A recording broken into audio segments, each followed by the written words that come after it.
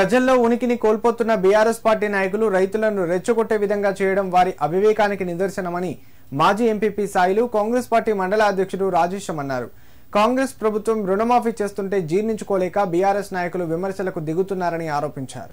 సిద్దిపేట జిల్లా మిరుదొడ్డి మండల కేంద్రంలో కాంగ్రెస్ నాయకులతో కలిసి మీడియా సమావేశం నిర్వహించారు.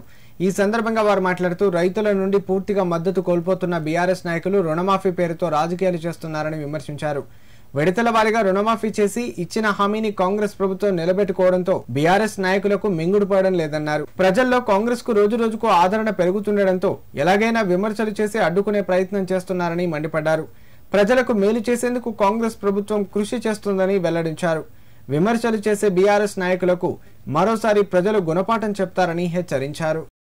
ఇవాళ గౌరవ ముఖ్యమంత్రి గారు తీసుకున్న నిర్ణయంలో మరి 6 గ్యారంటీల పథకంలో మరి 100% మేము చేస్తున్నటువంటి తరుణంలో మీరు జీర్ణించుకోలేక మరి మత్స్యసీమత లేని మాటలు మాట్లాడితే ఎవరు కూడా చెప్పరు. ఇలా రైతాంగం ఆలోచిస్తుంది. అప్పుడు మేనిఫెస్టోలో మాట్లాడినటువంటి మరి హరీష్ రావు గారు నేను 2 లక్షలు రుణమాఫీ చేస్తే నేను రాజీనామా చేస్తాను. మరి ఎక్కడ ఏ సంధిలో పడ్డావు మిత్రమా? 7 అడుగులు బుల్లెట్ అది ఇదంటివి ఎక్కడ పోతివి?